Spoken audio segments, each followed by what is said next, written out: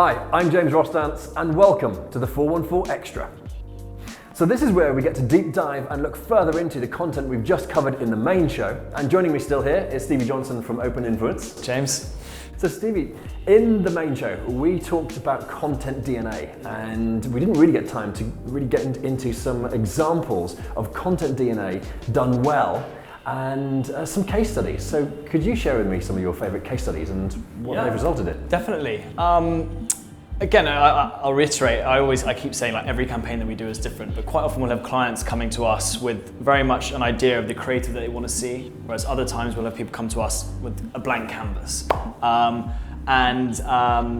We did this great campaign with San Pellegrino a few years ago, and their brief to us that just had one word in it, which was colour.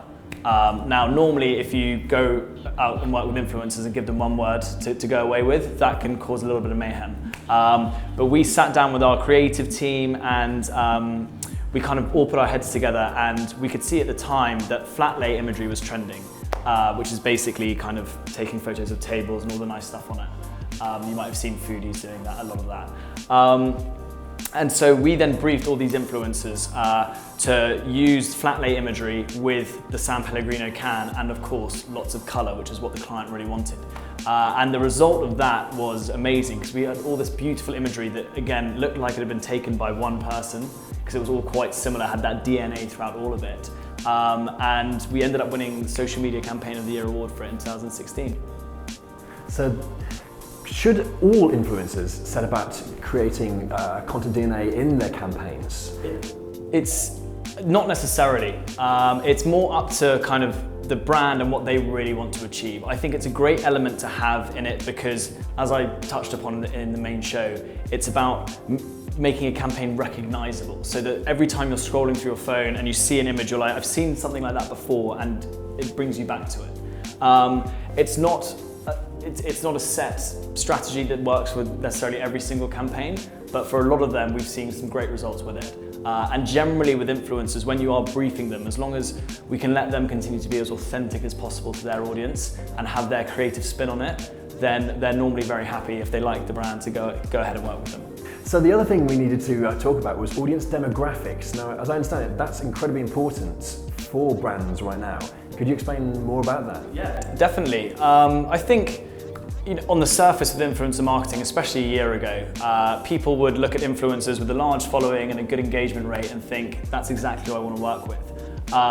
Whereas now with brands becoming a little bit more discerning and the data that's available to us, it's vital to really look into that audience demographic, because to give you an example, if you're launching a product that's only in the UK, and you go and look at a certain influencer that you think might be perfect for this campaign, but you deep dive into their demographics and you can see that actually they're originally Australian, 80% of their followers are based in Australia, then it becomes a bit of a blind investment for the brand. So it's very important now. We've been doing it for a while, and I think the industry is starting to catch up a bit with it as well, that when a brand is choosing what influencers to work with, they have this data available so they know exactly where their money's going. Right, so it sounds similar to the old adage of 50% of my marketing budget works, but I don't know which one. Exactly. So something that's a little less sexy in all of this is compliance. But as I understand it, it's also incredibly important and changing a lot in influencer marketing right now. Could you talk to us about that? Yeah, I mean, you're spot on. It is one of the less sexy things, what we do in influencer marketing, but incredibly important. Now there's been a real crackdown from both the ASA over here and the FTC in America, which are the governing bodies there, to make sure that every single piece of paid for content is disclosed that it is paid for. So when you look through Instagram, you'll see things like hashtag ad or hashtag spawn or a paid partnership with. Whereas now not all of those things are accepted anymore. There are certain rules that influencers need to follow. And if they don't, both the brand and the influencers themselves can get fined.